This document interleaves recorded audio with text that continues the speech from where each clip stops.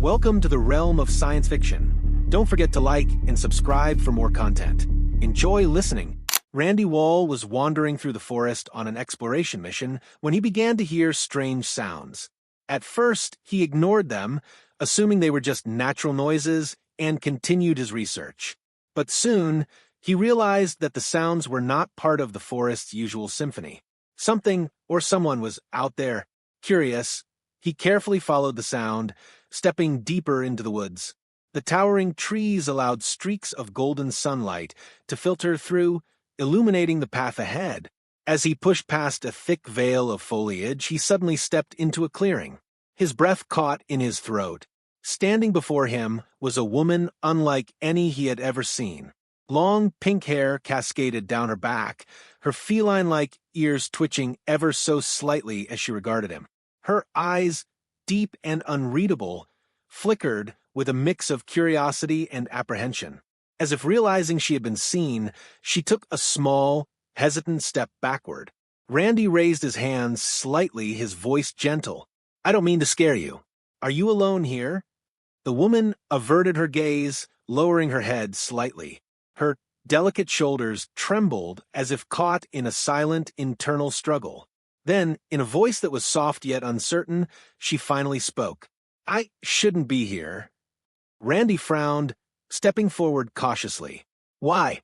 Who are you?" The woman took a deep breath, her eyes locking onto his as if she had finally decided to reveal her secret. "I wasn't always like this," she admitted, her voice barely above a whisper. "I was different once. But I was exiled, punished. I was turned into a cat and cast out into space." Randy's eyebrows lifted slightly in surprise, but he kept his tone calm and understanding. "Who did this to you? Maybe I can help." The woman hesitated for a long moment, as if debating whether she could trust him. Then, she exhaled slowly and spoke again. "There is a way, but I can't do alone." Randy nodded, his expression firm with determination. "Then we'll do it together. Just tell me what I need to do." For the first time, a flicker of hope sparked in her eyes. She took a step closer, her gaze filled with a mixture of hesitation and conviction. "If I take a bite from you, I can return to my original form." Randy's eyes widened slightly. His instincts screamed caution. He took a slow step back, scanning her expression for any deception. "You do realize I just met you, right?" he said with a small, uneasy chuckle. "I can't just let you bite me. But maybe after I get to know you better, I'll consider it." The woman nodded, seemingly understanding. If she was disappointed, she didn't show it. After a brief moment of contemplation, Randy made her an offer. "You can stay in my tent tonight," he said. She lifted her head slightly, watching him carefully. After a short silence, she gave a small nod of acceptance. However, she hesitated before placing a hand over her stomach. "I'm hungry," she admitted. Randy reached for his backpack, but before he could retrieve anything, she added shyly, "But not in a human way, or even an alien way." Randy paused, his hands hovering over the bag zipper. "I want to eat cat food," she confessed. Randy blinked, then let out a short laugh, shaking his head. "Well, I don't have cat food, but I do have something a cat might like." She narrowed her eyes slightly, watching with curiosity as he rummaged through his supplies. Finally, he pulled out some dried grains and vegetables. She sniffed them carefully before taking small, tentative bites. The way she ate, cautious and delicate, had an almost childlike innocence to it. Randy found himself watching her, a strange feeling settling in his chest. Despite her feline-like appearance, there is something undeniably human about her, something vulnerable. After a few moments of silence, he asked, "Why were you exiled?" The woman stilled, lowering her gaze to the ground. A shadow passed over her features as she took a deep breath. "I was once part of a noble family," she said quietly, "but I was accused of betrayal. A crime I did not commit. My people, they turned against me. They sentenced me to exile, stripped me of my form, and left me to wander like this." Randy listened carefully, absorbing the weight of her words. The sorrow in her voice was unmistakable. He clenched his fist slightly. "Then we need to fix this." Without hesitation, he extended his arm toward her. Her eyes widened in shock. "Are you sure?" she whispered. Randy nodded, unwavering. "Do it." She hesitated, trembling slightly. Then ever so gently she reached out, wrapping her delicate fingers around his wrist. She leaned in, taking a deep breath, and then her fangs sank into his skin. A strange warmth spread through his veins, tingling and electric. The moment stretched, the air around them growing heavy.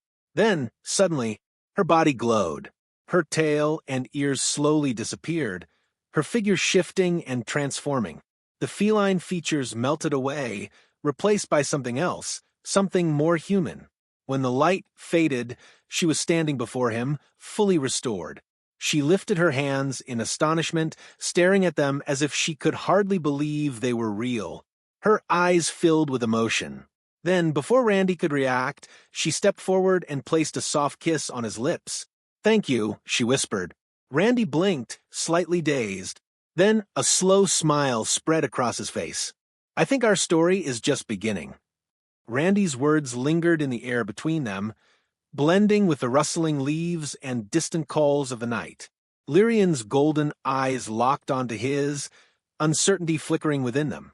For the first time in what felt like an eternity, she was free, no longer trapped in the form of a creature she had never asked to become. And yet, the weight of her past still clung to her like an unseen chain. She took a hesitant breath.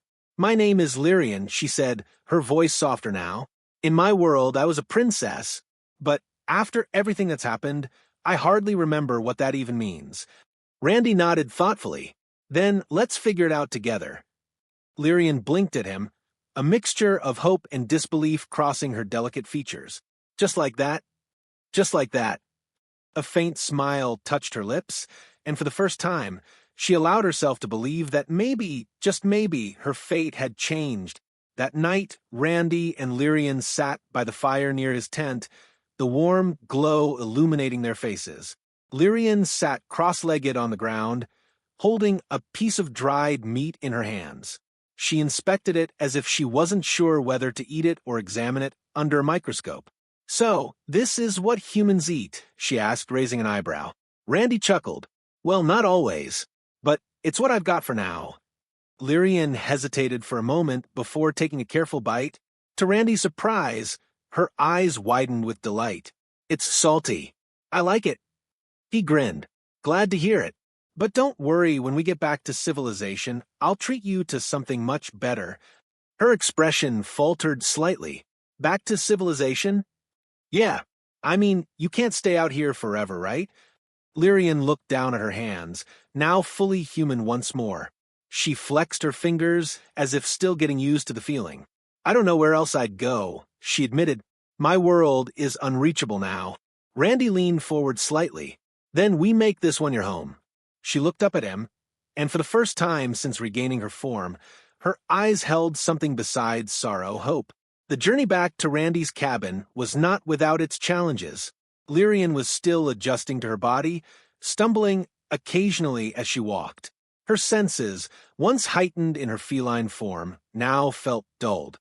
She would stop to listen for sounds only she could hear, her ears twitching out of habit before she remembered they were no longer pointed. Despite the small struggles, Randy remained patient. He helped her climb over fallen logs, caught her arm when she nearly tripped over a root, and made light-hearted jokes when she got frustrated. When they finally reached the edge of the forest, Lyrian hesitated. Beyond the trees lay a world she no longer knew, filled with people who would never recognize her as the princess she once was. Randy noticed her hesitation and reached for her hand. "You don't have to be alone anymore," he said softly. "Whatever happens, we'll face it together." Her fingers tightened around his. Together, she echoed. Life in Randy's small cabin was strange at first. Lyrian was fascinated by everything: the hum of the refrigerator, the flickering glow of the television, the simple comfort of a bed. Randy watched with amusement as she inspected a light switch, flipping it on and off repeatedly. "It's just a light," he laughed. "But it listens to you," she marveled.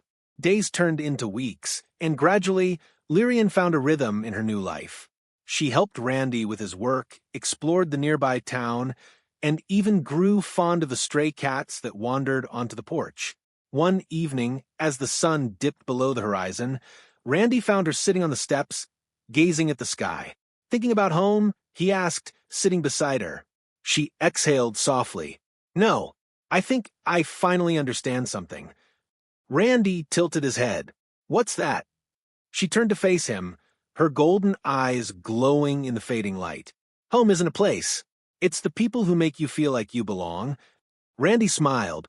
"And do you feel like you belong here?" Lyrian didn't hesitate this time. She leaned in, pressing a gentle kiss against his lips. When she pulled away, her voice was barely above a whisper. "I think I finally found where I belong." Randy smiled, his fingers brushing against hers as he held her gaze. "And I think I finally found what I didn't know I was missing." A comfortable silence settled between them, the distant chirping of crickets filling the air. The warmth of the moment lingered as Lyrian leaned her head against Randy's shoulder, feeling the steady rhythm of his heartbeat. For the first time in years, she felt safe. The next few months passed in a blur of quiet, happy moments.